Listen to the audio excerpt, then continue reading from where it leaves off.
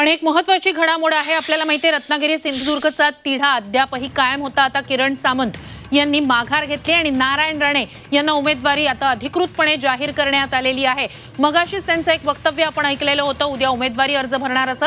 आता अधिकृतपणे भाजपकडून नारायण राणेंना रत्नागिरी सिंधुदुर्ग लोकसभा मतदारसंघातील उमेदवारी जाहीर झालेली आहे। नारायण राणे विरुद्ध अधिकची माहिती या सगळ्या संदर्भात आपले प्रतिनिधी गणेश कवडे यांच्याकडून घेऊया।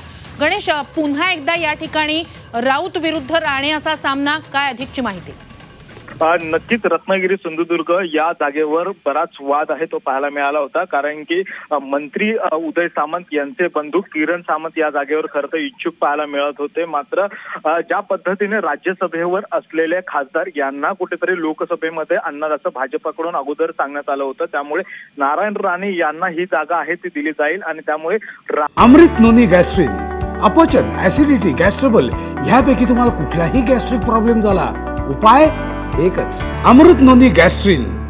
राणे यांना ही उमेदवारी आता जाहीर झालेली आहे। त्यामुळे पुन्हा एकदा कोकणामध्ये ठाकरे विरुद्ध राणे हा जो संघर्ष आहे तो पाहायला मिळणार आहे, कारण की यावेळेस जरी ठाकरे विरुद्ध राणे हा जरी संघर्ष असला तरी शिवसेनेमध्ये खरी तर ही फूट पडलेली आहे। आणि त्यामुळे उदय सामंत असतील त्यांनी देखील आता थोड्याच वेळापूर्वी आहे ते जाहीर केलेलं आहे की नारायण राणे यांना आम्ही मोठ्या प्रमाणामध्ये समर्थन देऊ, कारण की नारायण राणे उद्या देखील उमेदवारी अर्ज भरण्यासाठी जाणार आहेत, कारण की उद्याचा शेवटचा दिवस आहे आणि त्यासाठी मोठ्या संख्येने सगळेजण आहेत ते शक्ती प्रदर्शन करून नारायण राणे यांचा उमेदवारी अर्ज देखील भरताना पाहायला मिळणार आहे। आणि ज्या पद्धतीने किरण सामंत इच्छुक होते, मात्र किरण सामंत यांना देखील सांगितलेलं आहे की पंतप्रधान नरेंद्र मोदी यांना पुन्हा एकदा पंतप्रधान करायचं आहे आणि त्यासाठी कुठलाही हट्ट धरू नका। आणि त्यानंतरून या सगळ्या गाठीभेटीनंतरून आज स्वतः उदय सामंत यांनी स्वतः डिक्लेअर केलं की आम्ही बिनशर्त पाठिंबा देत आहोत आणि त्यानंतरूनच लगेच भाजपकडून नारायण राणे यांची उमेदवारी आहे ती देखील आता निश्चित करण्यात आलेली आहे। नक्कीच गणेश, या सगळ्यातला एक महत्त्वाचा भाग असा होता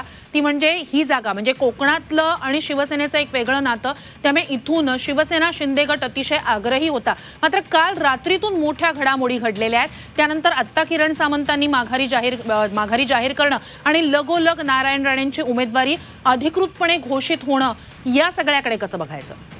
नक्कीच ज्या पद्धतीने शिवसेनेसाठी कोकण हा बालेकिल्ला अगोदरपासून समजला जात होता, कारण की कोकणामध्ये या अगोदर देखील आहे ते शिवसेनेच्या उमेदवार म्हणून विनायक राऊत दोनदा या ठिकाणी खासदार म्हणून राहिले होते आणि या गेल्या वेळेस निलेश राणे या ठिकाणी निवडणूक अपक्ष देखील लढलेले पाहायला मिळाले होते आणि त्यावेळेस देखील निलेश राणे यांना देखील मोठ्या संख्येने मतं पडली होती। मात्र कोकणामध्ये शिवसेनेचा बालेकिल्ला होता, त्यामुळे कुठेतरी ही शिवसेनेला जागा सोडण्यात यावी हा एकनाथ शिंदे गटाकडून देखील आग्रह पाहायला मिळत होता आणि त्या आग्रहानंतरून देखील ही जी जागा आहे ती भाजपला सोडण्यात यावी, कारण की गेल्या काही दिवसांपासूनचा जो संघर्ष होता आणि ज्या वेळेस खरं तर इथे रवींद्र चव्हाण पालकमंत्री झाले त्यानंतर भाजपची देखील ताकद मोठ्या प्रमाणामध्ये वाढली होती। त्यामुळे नक्कीच या सगळ्या संदर्भातले अपडेट्स वेळोवेळी तुमच्याकडून घेत राहू। तूर्तास धन्यवाद दिलेल्या संपूर्ण माहितीसाठी। मात्र आता रत्नागिरी सिंधुदुर्गमध्ये राणे विरुद्ध राऊत असा सामना पुन्हा एकदा पाहायला मिळणार आहे। नारायण राणेंना अधिकृत उमेदवारी घोषित करण्यात आली आहे।